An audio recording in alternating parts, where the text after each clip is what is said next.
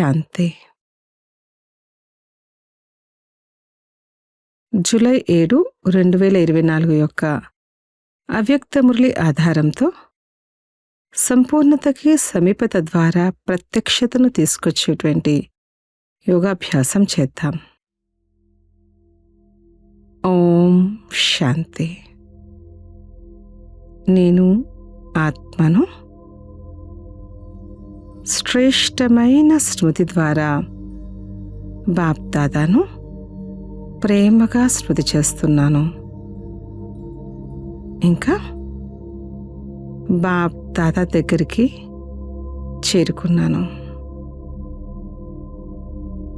బాప్దాదా నన్ను అతి శ్రేష్టమైన రూపంలో చూస్తున్నారు.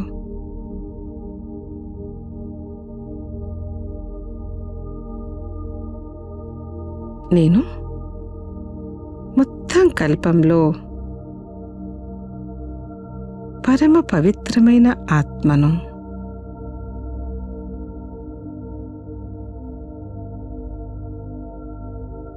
ప్రతి సమయము విశ్వంలో పవిత్ర ఆత్మలు వస్తూనే ఉన్నారు. కానీ బాబా నన్నెంత పరమ పవిత్రంగా చేశారంటే నా ద్వారా మొత్తం ప్రకృతిని సతో ప్రధానంగా చేస్తున్నారు.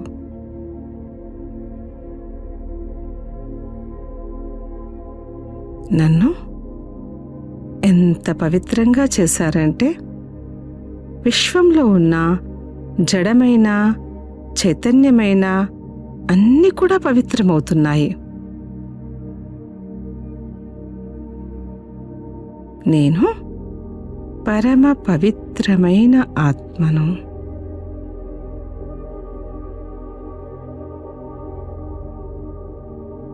నేను ఉన్నతోన్నతమైన ఆత్మను కూడా.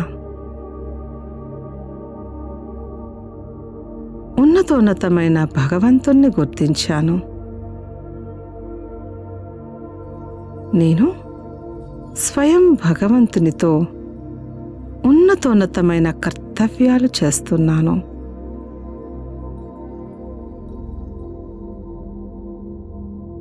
ఆత్మిక దృష్టి, కళ్యాణ భావన,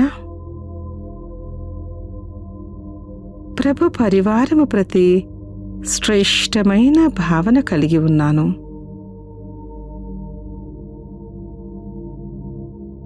ప్రతి విషయంలో సాధారణతను శ్రేష్ఠ స్వరూపంలో పరివర్తన చేసే ఉన్నతమైన ఆత్మను. నేను లక్కీయెస్ట్ కూడా. స్వయం భాగ్యవిధాతయే నా భాగ్యపు రేఖలను గీస్తున్నారు. స్వయం విశ్వానికి యజమానియే నా 21 జన్మల అదృష్టపు రేఖలను అవినాశీ గ్యారంటీతో రాస్తున్నారు.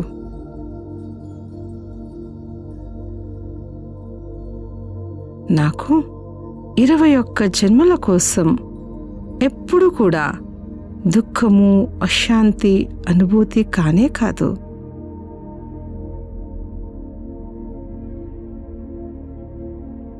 సదా హెల్దీ, వెల్దీ మరియు హ్యాపీగా ఉండే వారసత్వం స్వయం భగవంతునితో నాకు ప్రాప్తించింది.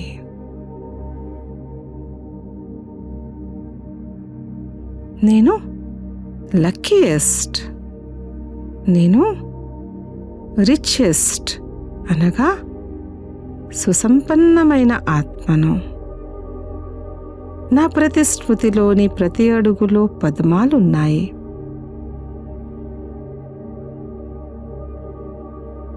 బ్రాహ్మణాత్మనే నాకు నా తండ్రి ద్వారా సర్వ ఖజానాలు ప్రాప్తించాయి. మొత్తం కల్పంలో అత్యంత సంపన్నమైన ఆత్మను నేను.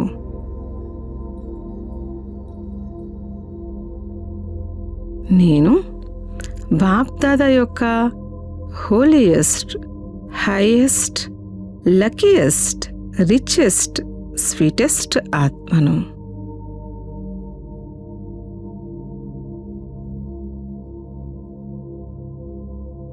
బాబా సమ్ముఖంలో చాలా సంతోషంగా ఉన్నాను. బాబా కూడా నన్ను చూస్తూ చాలా సంతోషిస్తున్నారు. ఇదే కదా ప్రభు మిలనము, పరమాత్మ ప్రేమ, పరమాత్మని వారసత్వము, పరమాత్మని ప్రాప్తులు అన్నీ కూడా ఇప్పుడు నాకు ప్రాప్తించాయి. నేను పద్మాపదం భాగ్యవాన్ ఆత్మను.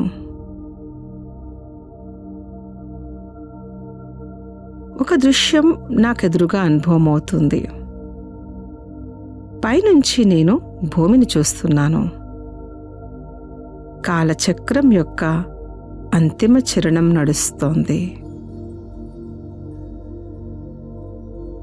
అన్ని రకాల సమతౌల్యాలు చెదురుమదురైన కారణంగా పంచతత్వాలు కూడా దయనీయ స్థితిలో ఉన్నాయి. ప్రకృతి వికరాల రూపంలో ఉంది. ఆత్మలందరి మధ్యన చిన్న పెద్ద అభిప్రాయ భేదాల కారణంగా అప్రసన్నత,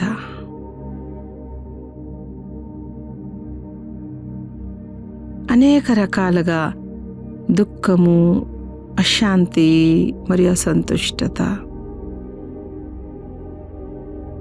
యుద్ధపు బాధాకరమైన దృశ్యం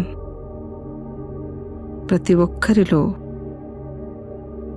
ఒక సుఖమయ ప్రపంచం కోసం ఆశ కనిపిస్తుంది.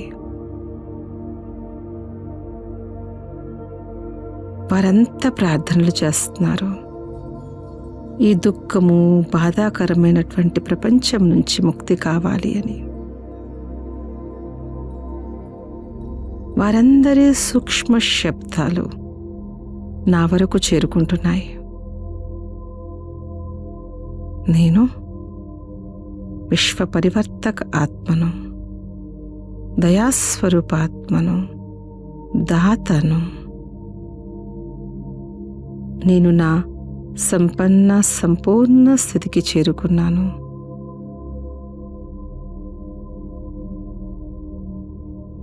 విశ్వానికి శ్రేష్ఠ సమయాన్ని, కొత్త సుఖమయ ప్రపంచాన్ని అతి త్వరలో తీసుకొచ్చేందుకు నేను బాబాకు సహాయం చేసేటువంటి శివశక్తిని.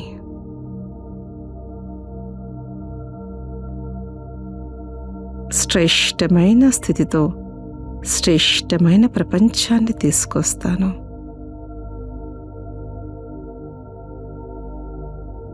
పురుషార్థంలో వచ్చేటువంటి ప్రతి విఘ్నాన్ని, ప్రతి పరిస్థితి యొక్క ప్రభావంతో నేను ముక్తై ఉన్నాను.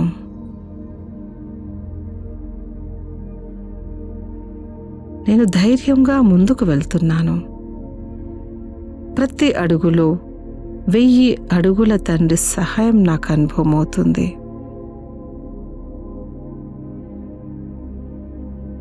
నేను నిస్వార్థ పురుషార్థిని. తండ్రి ప్రేమలో లవలీనమై ఉన్నాను. శక్తిశాలిని.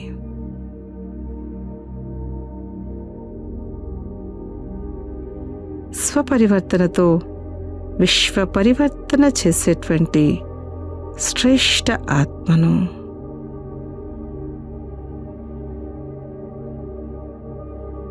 ఓం శాంతి శాంతి శాంతి. ఓం శాంతి. మధురమైన పిల్లలారా, మీరిప్పుడు ఈశ్వరీయ సంతానము నుండి రాకుమారులుగా అవ్వాలి. కాబట్టి స్మృతి యాత్ర ద్వారా మీ వికర్మలు భస్మం చేసుకోండి. ప్రశ్న: ఏ విధి ద్వారా మీ దుఃఖాలన్నీ దూరం అవుతాయి? జవాబు: మన దృష్టి తండ్రి దృష్టితో కలిసినప్పుడు దృష్టి కలయిక ద్వారా దుఃఖాలన్నీ దూరమైపోతాయి. ఎందుకంటే స్వయాన్ని ఆత్మగా భావించి తండ్రి స్మృతి చేసినందున పాపాలన్నీ సమాప్తమైపోతాయి. ఇదే స్మృతి యాత్ర. దేహ ధర్మాలన్నీ వదిలి తండ్రిని స్మృతి చేస్తారు. దీని ద్వారా ఆత్మ సతో ప్రధానం అవుతుంది. మీరు సుఖధామానికి అధిపతులుగా అవుతారు. ఓం శాంతి. శివ్ భగవాన్ వాచ. స్వయాన్ని ఆత్మగా భావిస్తూ ఇదే తండ్రి ఇచ్చే ఆదేశము. శివ్ భగవాన్ వాచ అంటే శివబాబా అర్థం చేయిస్తూ ఉన్నారు. పిల్లలు స్వయాన్ని ఆత్మగా భావించుకోవాలి. ఎందుకంటే అందరూ కూడా సహోదరులు అయినారు. ఒకే తండ్రి పిల్లలము. 5000 సంవత్సరాల ముందు ఎలా అయితే తండ్రి నుండి వారసత్వాన్ని తీసుకున్నామో ఇప్పుడు కూడా అలాగే తండ్రి నుంచి ఆస్తిని తీసుకోవాలి. మీరు ఆది సనాతన దేవీ దేవత రాజధానిలో ఉండేవాళ్ళు. సూర్యవంశీయులు అంటే విశ్వానికి అధిపతులుగా ఎలా అవ్వగలరో తండ్రి కూర్చొని అర్థం చేయిస్తూ ఉన్నారు. మీ తండ్రి అయిన నన్ను ఒక్కరిని స్మృతి చేయండి. ఆత్మలైన మీరందరూ సహోదరులు. ఉన్నతోన్నతమైన భగవంతుడు ఒక్కరే. ఆ సత్యమైన తండ్రి పిల్లలైన మీరు ఈశ్వరీయ సంతానమైనారు. ఈ విషయం తండ్రి కూర్చొని అర్థం చేయిస్తూ ఉన్నారు. వారి శ్రీమతంపై బుద్ధి యోగాన్ని జోడిస్తే పాపాలన్నీ సమాప్తమైపోతాయి, దుఃఖాలన్నీ దూరమైపోతాయని తండ్రి అర్థం చేయిస్తూ ఉన్నారు. తండ్రితో మన దృష్టి కలిసినప్పుడు అన్ని దుఃఖాలు దూరమైపోతాయి. కళ్ళు కలవడం ఏమిటో కూడా అర్థం చేయిస్తారు. స్వయాన్ని ఆత్మగా భావించి తండ్రిని స్మృతి చేయండి. ఇదే స్మృతి యాత్ర. దీనినే యోగా అగ్ని అంటారు. ఈ యోగాగ్ని ద్వారానే జనం జన్మల పాపాలు భస్మమవుతాయి. ఈ ప్రపంచము దుఃఖధామము. అందరూ నరకవాసీలుగా ఉన్నారు. మీరు చాలా పాపాలు చేశారు. దీనిని రావణరాధ్యమని అంటారు. సత్యయుగాన్ని రామరాధ్యమని అంటారు. మీరు అర్థం చేయించవచ్చు. ఎంత పెద్ద సభ అయినా మీరు ఉపన్యాసం చేసేందుకు సంకోచించరాదు. మీరు భగవాను వాచ అని అంటారు కదా. శివ్ భగవాను వాచ. ఆత్మలైన మనమందరం వారి సంతానము, సోదరులము. పోతే శ్రీకృష్ణుని సంతానము అని ఎవ్వరూ అనరు. అలాగే ఇంతమంది రాణులు కూడా లేరు. కృష్ణుడికి స్వయంవరం జరిగినప్పుడు పేరు మారిపోతుంది. లక్ష్మీనారాయణకు పిల్లలు ఉన్నారని అంటారు. రాధాకృష్ణులే స్వయంవరం జరిగినప్పుడు పేరు మారుతుంది. లక్ష్మీనారాయణలకి పిల్లలున్నారని అంటారు. రాధాకృష్ణులే స్వయంవరం తర్వాత లక్ష్మీనారాయణులు అవుతారు. వారికి ఒక పుత్రుడు కలుగుతాడు. తర్వాత వారి వంశం కొనసాగుతుంది. పిల్లలు మీరిప్పుడు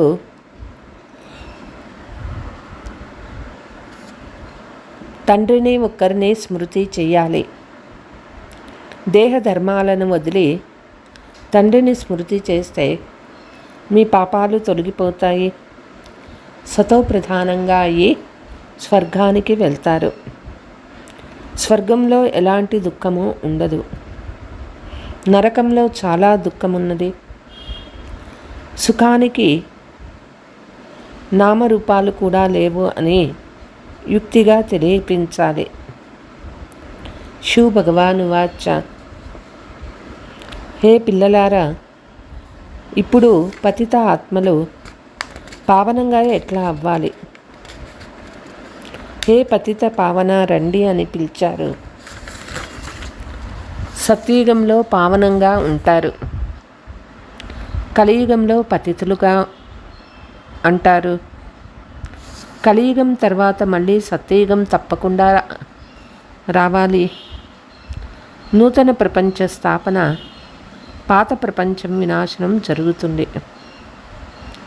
బ్రహ్మ ద్వారా స్థాపన అనే గాయనం కూడా ఉన్నది.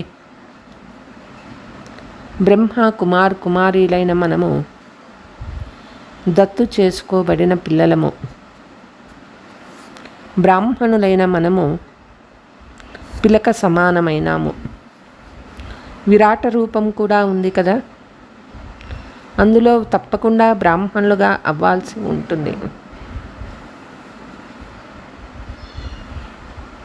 బ్రహ్మ కూడా బ్రాహ్మణుడే. దేవతలు సత్యయుగంలో ఉంటారు. సత్యయుగంలో సదా సుఖం ఉంటుంది, దుఃఖం అనే పేరే ఉండదు. కలియుగంలో అపారమైన దుఃఖం ఉంది. అందరూ దుఃఖితులే, దుఃఖము లేని వారుండరు. ఇది రావణ రాజ్యం. రావణుడు భారతదేశానికి మొదటి శత్రువు. ప్రతి ఒక్కరికి 5 వికారాలు ఉన్నాయి. సత్యయుగంలో ఏ వికారము ఉండదు. అక్కడ పవిత్ర గృహస్థ ధర్మం ఉంటుంది. ఇప్పుడు దుఃఖము కొండలు విరిగిపడ్డాయి, ఇంకా పడనున్నాయి. వారు తయారు చేసే బాంబులు దాచి ఉంచుకునేందుకు కాదు, చాలా రిఫైన్ చేస్తూ ఉన్నారు. తర్వాత రిహార్సల్స్ జరుగుతుంది, ఆ తర్వాత ఫైనల్ జరుగుతుంది. సమయం ఇప్పుడు చాలా కొద్దిగానే ఉన్నది. సమయానుసారంగా డ్రామా ఏమవుతుంది కదా. మొట్టమొదట శివబాబా ఇచ్చిన జ్ఞానం ఉండాలి. ఏదైనా ఉపన్యాసం మొదలైనవి ప్రారంభించినప్పుడు మొట్టమొదట శివాయ నమః అని అనాలి. ఎందుకంటే శివబాబాకు ఉన్నంత మహిమ మరెవ్వరికీ లేదు. శివ జయంతే వజ్రతుల్యమైనది. కృష్ణునికి చరిత్ర మొదలైనవి లేవు. సత్యయుగంలో చిన్న పిల్లలు కూడా సతో ప్రధానంగానే ఉంటారు. పిల్లలలో చంచలత మొదలైనవి ఏమీ ఉండవు. కృష్ణుని గురించి వెన్న తిన్నాడని, అది చేశాడని, ఇది చేశారని చూపిస్తారు.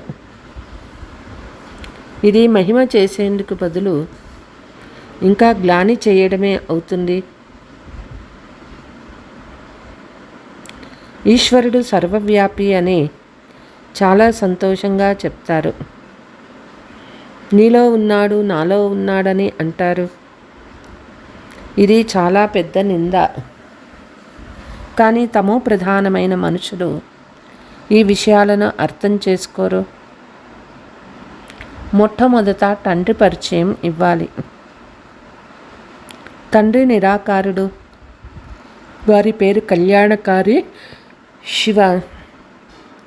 సర్వుల సద్గతిదాత నిరాకార తండ్రి సుఖసాగరుడు, శాంతి సాగరుడు. ఇప్పుడు ఇంత దుఃఖం ఎందుకు కలిగింది? ఎందుకంటే ఇది రావణ రాజ్యము. రావణుడు అందరికీ శత్రువు. అతన్ని చంపినా చనిపోడు.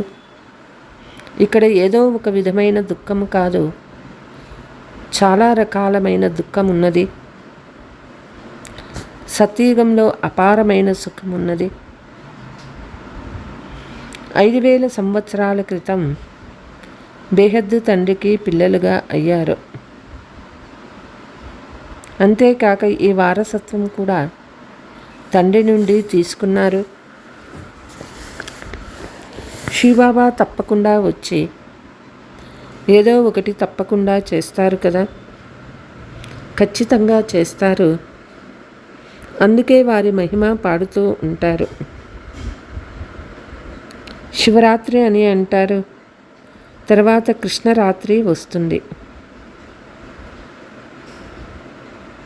ఇప్పుడు శివరాత్రి తర్వాత కృష్ణరాత్రిని కూడా అర్థం చేసుకోవాలి. శివుడు వచ్చేదే బేహద్దు రాత్రిలో, కృష్ణుని జన్మరాత్రిలో కాదు, అమృత వేళలో జరుగుతుంది.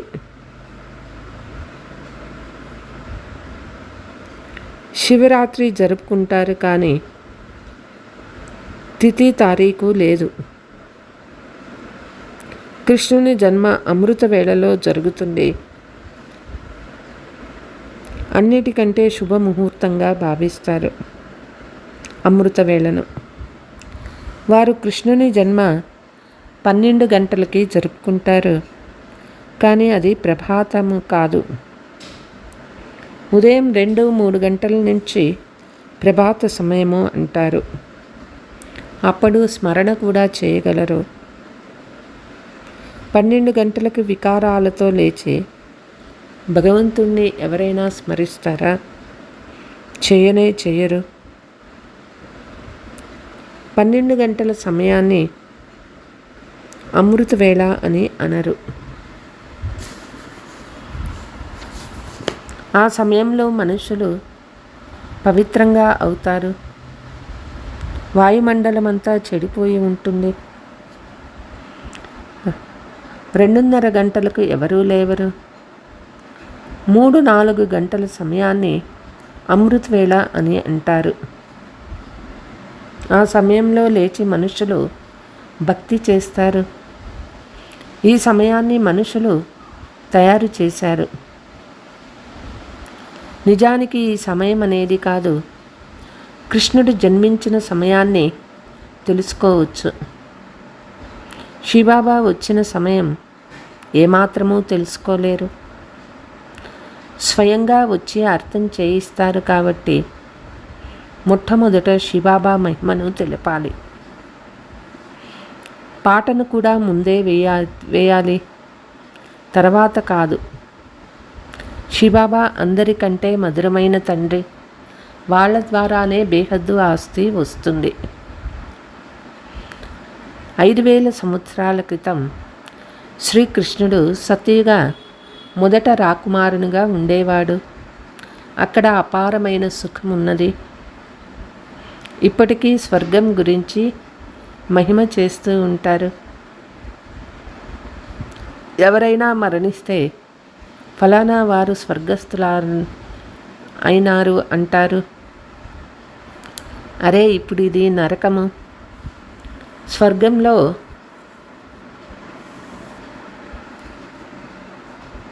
అయితే పునర్జన్మలు తీసుకోగలరు. మాకు ఇన్ని సంవత్సరాల అనుభవం ఉంది, దానినంతా కేవలం 15 నిమిషాల్లో అర్థం చేయించలేము. అందుకు సమయం అవసరం అని చెప్పాలి. మొట్టమొదట 1 సెకండు విషయాన్ని వినిపిస్తాము. దుఃఖహర్త సుఖకర్త బేహద్దు తండ్రి పరిచయం ఇస్తాము. వారు మన ఆత్మలందరికీ తండ్రి. బ్రహ్మ కుమారీలైన మనమంతా శివబాబా శ్రీమతాన్ని అనుసరిస్తాము. మీరందరూ పరస్పరంలో సోదరులు. బాబా మన తండ్రి 5000 సంవత్సరాల క్రితం కూడా వచ్చారు.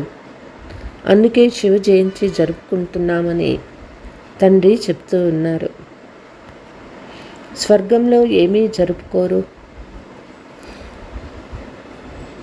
శివ జయంతి జరుగుతుంది. దీనినే భక్తి మార్గంలో స్మారక చిహ్నంగా జరుపుకుంటారు. ఇప్పుడు గీతా అధ్యాయం జరుగుతూ ఉంది. బ్రహ్మ ద్వారా కొత్త ప్రపంచ స్థాపన. శంకరుని ద్వారా పాత ప్రపంచ వినాశం జరుగుతుంది. మీరిప్పుడు పాత ప్రపంచ వాయుమండలమైతే చూస్తూ ఉన్నారు. ఈ పతిత ప్రపంచం తప్పకుండా వినాశనం అవుతుంది. అందుకే పావన ప్రపంచానికి తీసుకువెళ్ళమని అంటాము. చాలా దుఃఖము ఉన్నది.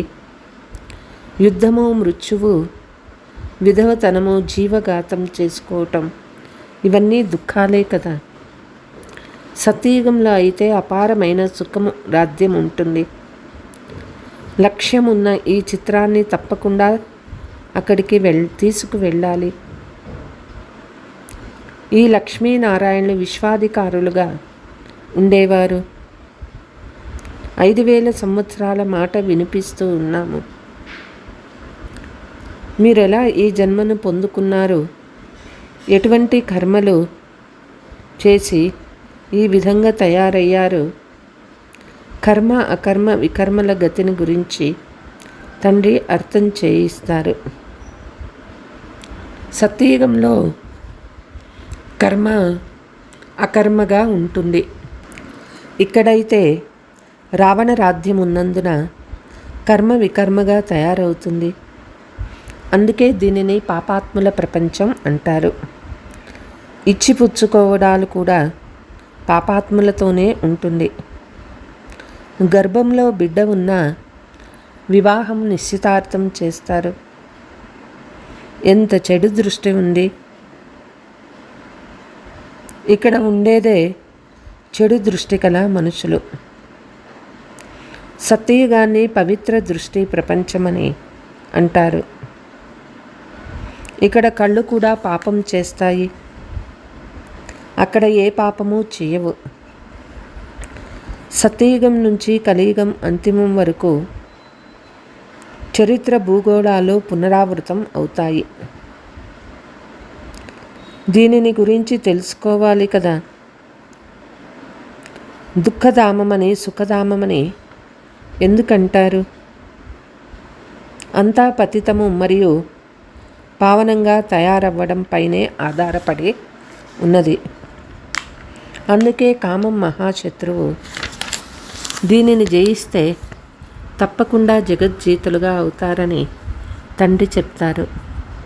అర్ధకల్పం పవిత్ర ప్రపంచం ఉండేది. అందులో శ్రేష్టమైన దేవతలు ఉండేవారు. ఇప్పుడైతే భ్రష్టాచారులుగా అయిపోయారు. ఒకవైపు ఇది భ్రష్టాచారి ప్రపంచమని అంటారు. ఇంకొక వైపు అందరినీ శ్రీశ్రీ అని అంటారు. ఏది వస్తే అది మాట్లాడతారు. ఇవన్నీ అర్థం చేసుకోవాలి. ఇప్పుడైతే మృత్యు ఎదురుగానే ఉంది. తండ్రి ఒక్కరిని స్మృతి చేస్తే పాపం సమాప్తమవుతుందని, మీరు సతోప్రధానంగా అవుతారని, సుఖధామానికి అధికారులుగా అవుతారని తండ్రి చెప్తారు. ఇప్పుడు ఉండేదే దుఃఖము.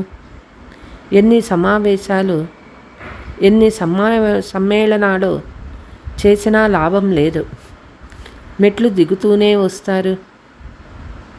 తండ్రి తన కార్యాన్ని తన పిల్లల ద్వారా చేస్తారు. పతిత పావన రండి అనేనే పిలిచారు కనుక సమయానుసారంగా వచ్చారు. యదా యదా హి ధర్మస్య, దీని అర్థం కూడా తెలియదు. పిలుస్తున్నారంటే స్వయం తప్పకుండా పతితులుగా ఉన్నారు. రావణుడు మనల్ని పతితంగా చేశారు. ఇప్పుడు పావనంగా చేసేందుకే బాబా వచ్చారు. ఇది పావన ప్రపంచం. ఇప్పుడు ఇది పతిత ప్రపంచం. అందరిలోనూ పంచవికారాలు ఉన్నాయి. అపారమైన దుఃఖం ఉన్నది. అన్ని వైపులా అశాంతియే అశాంతి ఉన్నది. మీరు పూర్తిగా తమో ప్రధానంగా పాపాత్ములుగా అయినప్పుడే తండ్రి వస్తారు. నన్ను సర్వవ్యాపి అంటూ నాకు అపకారం చేసిన వారికి కూడా ఉపకారం చేసేందుకు వస్తారు. ఈ పతిత రావణ రాజ్యంలో పతిత శరీరంలో రండి అని తండ్రిని ఆహ్వానిస్తారు. తండ్రికి కూడా రథం కావాలి కదా. పావన రథమైతే అవసరం లేదు. రావణ రాజ్యంలో పతితులే ఉంటారు, పావనులెవ్వరూ లేరు. అందరూ వికారుల నుండే జన్మిస్తారు. ఇది వికారి ప్రపంచము, అది నిర్వికారి ప్రపంచము. మీరిప్పుడు తమో ప్రధానం నుండి సతో ప్రధానంగా ఎలా అవుతారు? బాబా పతిత్ పావన్, నాతో యోగం చేయండి. ఇది భారత ప్రాచీన రాజ్యయోగము. తప్పకుండా గృహస్థ మార్గంలోనే వస్తారు. ఎంత అద్భుతమైన విచిత్రమైన పద్ధతిలో వస్తారు. వీరు తండ్రి మరియు తల్లి కూడా అయినారు. ఎందుకంటే అమృతం వెలుపడేందుకు గోముఖం కావాలి. కాబట్టి వీరు తల్లి తండ్రి అయినారు. మళ్ళీ మాతల్ని సంభాళించేందుకు సరస్వతిని హెడ్గా ఉంచారు. వారిని జగదాంబ అని అంటారు, కాళీమాత అని అంటారు. అలాంటి నల్లటి శరీరము ఎక్కడైనా ఉందా? కృష్ణుణ్ణి నల్లగా చేశారు, ఎందుకంటే కామచితిపై పడి నల్లగా అయిపోయినారు. కృష్ణుడు సుందరంగా మళ్ళీ శ్యామ్గా అవుతారు. ఈ విషయాలన్నీ అర్థం చేసుకోవాలి అంటే సమయం పడుతుంది. కొందరిలో కొందరి బుద్ధి అర్థం చేసుకుంటుంది. ఎందుకంటే అందరిలో పంచవికారాలు ప్రవేశించి ఉన్నాయి. ఈ విషయాలన్నీ సభలో కూడా చెప్పవచ్చు. ఎందుకంటే ఎవరికైనా మాట్లాడే హక్కు ఉంది. అవకాశాన్ని తీసుకోవాలి. అఫీషియల్ సభల్లో మధ్యలో ఎక్కడా ప్రశ్నలు అడగరు. వినాలని లేకుంటే శాంతిగా వెళ్ళిపోండి, శబ్దం చేయకండి. ఇప్పుడు ప్రపంచంలో అపార దుఃఖం ఉన్నది. దుఃఖపు కొండలు పడనున్నాయి. తండ్రిని రచనలు తెలుసుకున్నాము. మీకు ఎవరి కర్తవ్యం గురించి కూడా తెలియదు. తండ్రి భారతదేశాన్ని స్వర్గంగా ఎప్పుడు ఎలా తయారు చేశారో మీకు తెలియదు. మీరు వస్తే మేము అర్థం చేయిస్తాము. 84 జన్మలు ఎలా తీసుకుంటారు? 7 రోజుల కోర్సు తీసుకుంటే మీకు 21 జన్మల వరకు పాపాత్ముల నుండి పుణ్యాత్ములుగా తయారు చేస్తామని చెప్పండి. अच्छा, मीठे मीठे सिकीलते बच्चों प्रति मात पिता बाप दादा का याद प्यार और गुड मॉर्निंग. रूहानी बाप की रूहानी बच्चों को नमस्ते. हम रूहानी बच्चों की रूहानी मात पिता बाप दादा का याद प्यार गुड मॉर्निंग. नमस्ते नमस्ते. धारणा, కర్మ అకర్మ వికర్మల గుహ్య గతిని గురించి ఏదైతే తండ్రి అర్థం చేయించారో అది బుద్ధిలో ఉంచుకొని పాపాత్ములతో ఇచ్చిపుచ్చుకోరాదు. శ్రీమత అనుసారము ఒకే తండ్రితో తమ బుద్ధి యోగాన్ని జోడించాలి. సతో ప్రధానంగా అయ్యే పురుషార్థం చేయాలి. దుఃఖధామాన్ని సుఖధామంగా చేసేందుకు పతీత్ నుండి పావనంగా అయ్యే పురుషార్థం చేయాలి. చెడు దృష్టిని పరివర్తన చేసుకోవాలి. వరదానము, జ్ఞానస్వరూపులుగా అయ్యి అన్ని వ్యర్థ ప్రశ్నలను యజ్ఞములో స్వాహా చేసే నిర్విఘ్న భవ. ఏదైనా విఘ్నం వచ్చినప్పుడు ఎందుకు ఏమిటి అనే ప్రశ్నల్లోకి వెళ్ళిపోతారు. ప్రశ్నాచిత్తులుగా అవ్వడం అంటే దుఃఖపడటం. నాలెడ్జ్ఫుల్గా అయ్యి యజ్ఞంలో అన్ని వ్యర్థ ప్రశ్నలు స్వాహా చేసేస్తే మీ సమయం కూడా మిగులుతుంది. అంతేకాక ఇతరుల సమయం కూడా మిగిలిపోతుంది. తద్వారా సహజంగా నిర్విఘ్నంగా అయిపోతారు. నిశ్చయము మరియు విజయము జనం సిద్ధ అధికారము. ఈ ఒక్క నష ఉంటే ఎప్పుడూ మీరు నిరుత్సాహపడరు. స్లోగన్: సదా ఉత్సాహంలో ఉండాలి, ఇతరులకు కూడా ఉత్సాహం ఇవ్వాలి. ఇదే మీ యొక్క కర్తవ్యము. అచ్చా. ఓం శాంతి.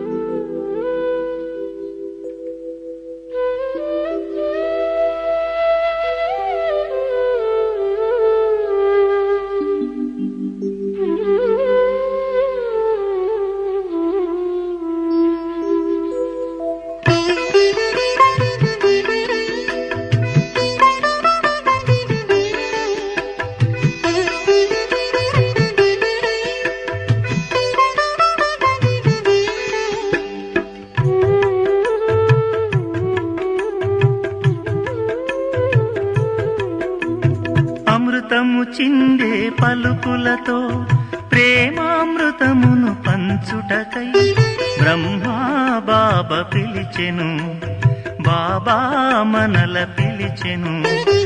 అమృతము చిందే పలుకులతో ప్రేమామృతమును పంచుటకై బ్రహ్మా బాబా పిలిచెను, బాబా మనల పిలిచెను.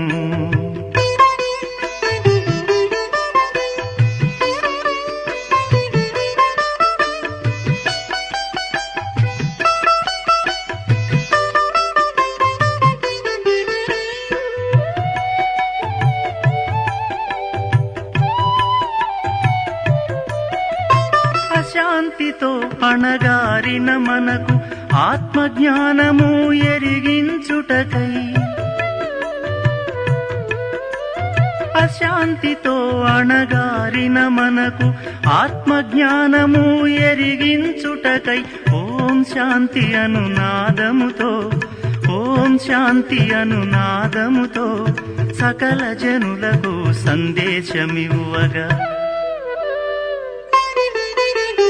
అమృతము చిందే పలుకులతో ప్రేమామృతమును పంచుటకై బ్రహ్మా బాబా పిలిచెను, బాబా మనల పిలిచెను.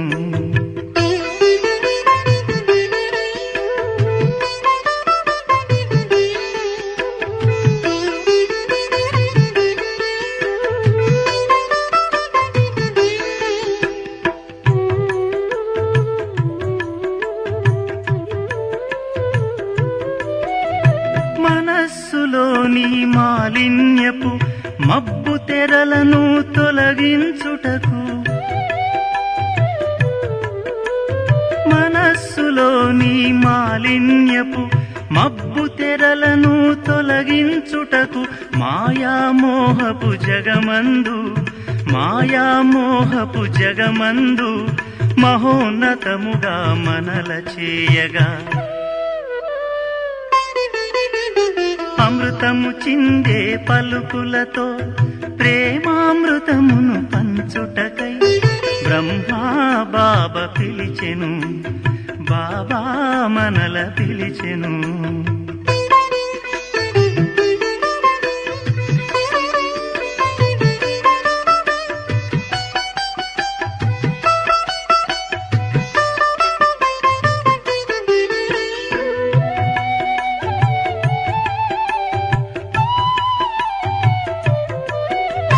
నిలకడలేక తిరిగే మనకు నిశ్చలత్వమును కలిగించుటకు, నిలకడలేక తిరిగే మనకు నిశ్చలత్వమును కలిగించుటకు నిస్తేజముతో కుమిలే మనలో, నిస్తేజముతో కుమిలే మనలో జ్ఞాన జ్యోతిని వెలిగించుటకు అమృతము చిందే పలుకులతో ప్రేమామృతమును పంచుటకై బ్రహ్మా బాబా పిలిచెను, బాబా మనల పిలిచెను.